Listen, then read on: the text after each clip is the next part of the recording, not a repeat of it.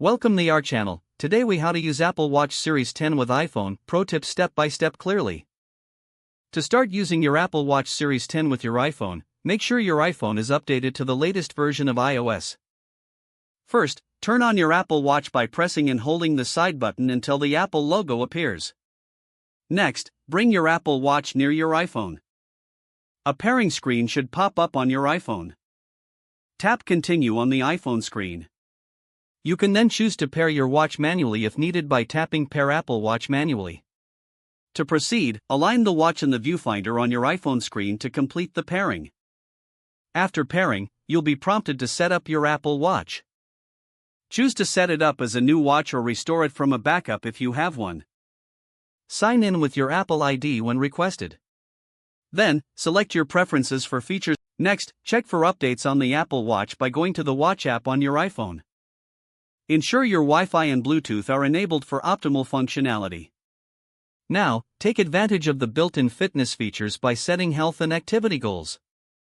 Use the Activity app on both devices to track your progress. You can also navigate to the Watch app on your iPhone to manage notifications and apps. Explore different watch faces, adjusting complications to display information that matters. Sync your music and podcasts through the Watch app to enjoy audio directly from your wrist. Enable Find My on your Apple Watch to easily locate it if misplaced.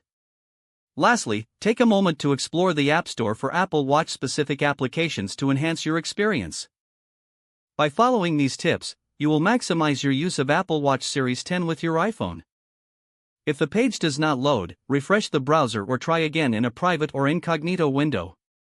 Make sure you are using the correct email address, then retype it carefully to avoid small typos. If your password is not accepted, use the reset option and create a new strong password you can remember. Check your spam folder for verification or security emails, then complete any requested confirmation steps. Enable two-factor authentication if available to improve account security and reduce unauthorized access risk. After signing in, review your profile details so your contact information and settings are accurate and current. If you see an error message, note it down and try again after restarting your device and internet connection. Log out when you finish, especially on shared devices, to keep your account and payment information secure. Don't forget to like this video and subscribe to our channel for more step-by-step tech guides.